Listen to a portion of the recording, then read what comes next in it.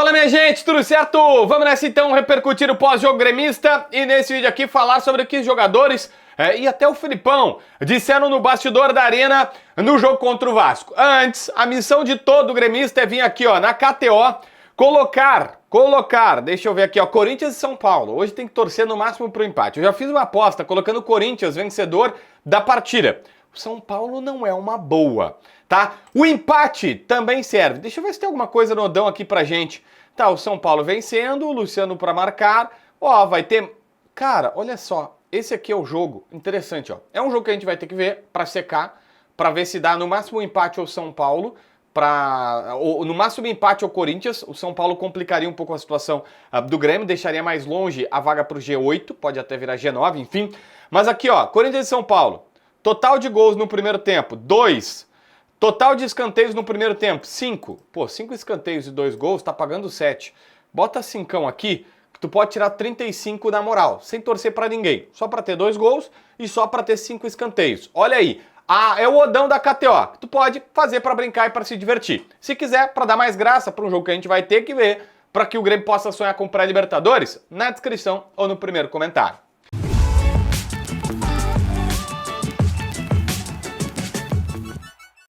Gente, eu começo falando sobre isso. Carlos Vinícius, ele deu entrevista e ele foi protagonista, né?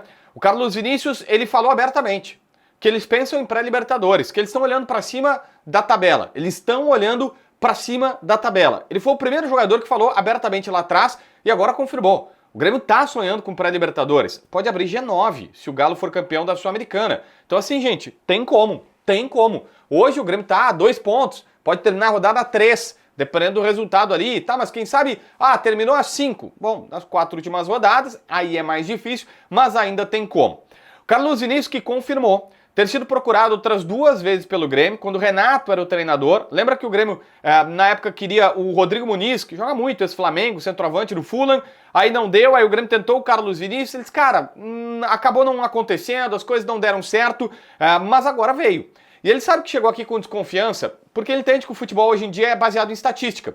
E os seus últimos anos não tinham sido bons. Ele falou, cara, eu sei que meus últimos anos não foram os dados não foram bons, mas porque ele não tinha jogado, não tinha ganho oportunidades, não tinha ganho sequência dos times. Agora aqui tá tendo e, pô, que sequência, né? O cara dos últimos 10 pontos do Grêmio foi figura direta em todos, seja marcando 3 gols, seja marcando o primeiro gol, que é o mais importante nessa vitória contra o Vasco e tudo mais. Então assim, Carlos Vinícius hoje é protagonista do Grêmio e até melhorou o time em relação ao Bright White. Na verdade, melhorou bastante o time em relação ao Bright White. Carlos Vinícius foi protagonista no intervalo da partida, porque ele foi flagrado, um dos repórteres que estava na arena, vou botar o crédito aqui embaixo, mas todo mundo repercutiu a imagem dele, parabéns pela sensibilidade, flagrou o Carlos Vinícius extremamente indignado com o árbitro da partida, o Rafael Klaus. E aí xingando e dizendo quase que, todo jogo no Brasil é assim, reclamando da arbitragem. Tá feito! Puta que pariu, é sempre a mesma merda, todo jogo é arbitragem pra todo lado, foda-se! É por isso que a merda do campeonato não melhora, mano! Puta que pariu! É sempre a mesma merda, é rápido pra todos os lados, os árbitros não tem não, foda-se!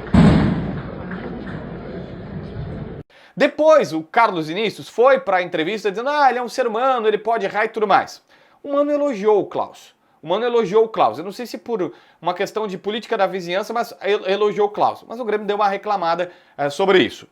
Bom, eu quero falar sobre o Marlon. Por quê? O Marlon agradeceu a atmosfera na arena, dizendo que estava fantástica, e ele falou, ele sabe que o torcedor, ele tá cada vez melhor, e ele disse, eu sei que o time às vezes não ajuda. Sim, o Marlon falou isso. Eu sei que o time às vezes não ajuda. É interessantíssimo ver a lucidez do Marlon nas suas colocações. Ele disse, eu sei que o time às vezes não ajuda. E ele disse que ficou feliz pela atuação do Amuzu, do Cristaldo. O Cristaldo que ele lembrou, cara, o Cristaldo estava aqui na enchente, não sei por que ele colocou esse detalhe, mas tá aqui na enchente, jogou lesionado ano passado, jogou de falso 9 para nos ajudar, e é um cara que tem recebido muitas críticas, mas que merece a volta por cima. O Pavon também foi citado por ele falou, cara, o Pavon pode não estar num bom momento, mas é um cara que não se atrasa pro treinamento, que sempre se dedica, que trabalha muito, e ele merece dar essa volta por cima.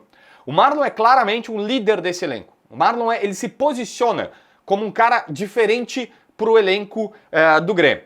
O Marlon também falou que ele espera que o Mano possa ficar. E ele foi abertamente falou sobre isso, porque perguntaram para ele sobre a permanência do Mano, e ele disse que espera que o Mano possa permanecer. E meio que deu tom, os jogadores já meio que sabem que o Mano vai ficar. E aí tu vai dizer, cara, o Mano é o técnico do Grêmio, faltam 4 rodadas, ele não vai pra público dizer, ah, cara, por mim eu não quero que o Mano fique. Óbvio, o Mano tira ele no outro treino, ele tá no terceiro reserva, né? É óbvio, meio básico que ninguém vai fazer isso pra falar mal do treinador, que é o chefe dele. Agora ele podia dizer, não, isso é com a diretoria e tudo mais. Podia sair pela lateral. Não. O Marlon foi lá e se posicionou. Disse, olha, pra mim a gente espera que o Mano possa ficar. E é o mesmo que o Carlos Vinícius e que os outros jogadores que a gente teve contato disseram. O Filipão não confirmou permanência, embora a gente saiba que ele já falou com o Odori Coman, mas ele falou abertamente sobre Mano Menezes. Ele falou, por mim, o Mano seria o treinador tranquilamente, o trabalho dele é muito bom. Essa entrevista do Filipão foi ainda antes da bola rolar. E aí o Filipão foi questionado sobre a permanência e disse, olha, eu vi pelo Guerra, posso ficar com o Odorico, ele abriu a chance de ficar, mas não confirmou que vai ficar. Só que quando falou sobre o Mano, perguntaram pra ele, ele disse, não, por mim, o Mano seria o treinador tranquilamente, ele faz um trabalho muito bom no Grêmio. Tá todo mundo sabendo que o Mano vai ficar, né? O Mano já falou na entrevista, no último vídeo, eu relatei isso aqui. O último detalhe é o Amuzu. O Amuzu jogou mais uma vez bem e foi pra entrevista em inglês, obviamente, mas achei interessante ele falando que ele falou assim, ó, eu sigo o mesmo, eu estou trabalhando mais duro e minha mente está livre.